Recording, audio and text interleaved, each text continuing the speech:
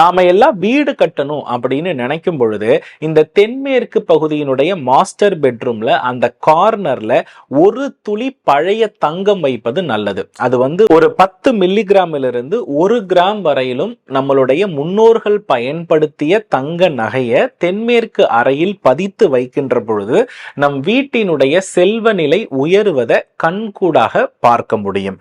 தென்மேற்கு பகுதி படுக்கை அறையில் எக்காரணத்தை முன்னிட்டும் பணம் வைக்கக்கூடிய இடத்தில் மகாலட்சுமி குறியீட்டை தவிர வேறு எந்த தெய்வ படங்களையும் நீங்கள் என்ன பண்ணக்கூடாதுன்னா வைக்கக்கூடாது. ஏன்னா பொருள் இருக்கும் இடத்தில் மகாலட்சுமியை தவிர வேற எந்த தெய்வ படங்கள் வைத்தாலும் அது அடிக்கடி அடகு போகும். நிறைய பேர் என்ன பண்றாங்கன்னா பணம் வைக்கக்கூடிய அறையில தெய்வங்களுடைய படங்கள், ஆலய பிரசாதங்கள் இதை எல்லாத்தையுமே கொண்டு பணப்பெட்டகத்துக்குள்ளேயே என்ன பண்ணிடுறாங்கன்னா வச்சிடுறாங்க. இவ்வாறு வைக்கின்ற பொழுது அங்க நிலத்தத்துவம் சரியாக செயல்படாது.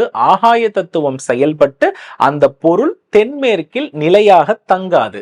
தென்மேற்கில் நிலையாக தங்கணும்னா கணவன் மனைவி தென்மேற்குல நிலையா படுக்கணும். நிலையா படுத்து தென்மேற்குல பாத்தீங்க அப்படின்னா நம்ம பணப்பெட்டகத்தை மூலையில வடக்கு பார்த்து வைக்கணும், தென்மேற்கு மூலையில.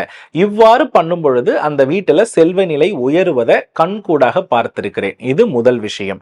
இரண்டாவது விஷயம் என்ன அப்படின்னா, இந்த தென்மேற்கு எந்த அளவிற்கு பணப்புழக்கத்திற்கு பலனளிக்கிறதோ அதே பலனை ஒரு வீட்டினுடைய தென்கிழக்கு திசையும் அளிக்கின்றது.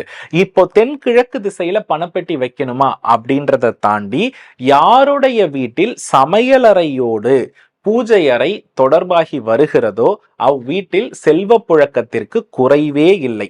ஏன்னா ஒரு பெண்ணுடைய அங்கீகாரம் ஒரு வீட்டுல ஓங்கி இருக்கிறது, சிறப்பாக இருக்கிறதுன்னா அந்த வீட்டுல நீங்க கவனித்து பாருங்க, சமையலறையோடு பூஜை அறை இருக்கிற எந்த வீட்டு பெண்ணினுடைய அங்கீகாரமும் அந்த வீட்டுடைய முழு அதிகாரத்தையும் அந்த பெண் தான் கையில வைத்திருப்பாங்க.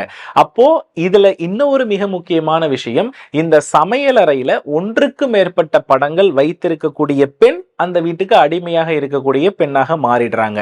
ஆனா ஒரே ஒரு படமான முருகப்பெருமான் படத்தையோ மகாலட்சுமி படத்தையோ அல்லது சிவன் பார்வதி குடும்ப படத்தையோ படமே இல்லைனாலும் பரவாயில்ல, ஒரு காமாட்சி விளக்கு, ஒரு மண்ணகலை அந்த சமையலறையில ஏற்றி வழிபடக்கூடிய பெண் அனைவருமே ஒரு தலைமைத்துவ நிலையில் இருக்கக்கூடிய பெண்களாகத்தான் இருக்கிறார்கள்.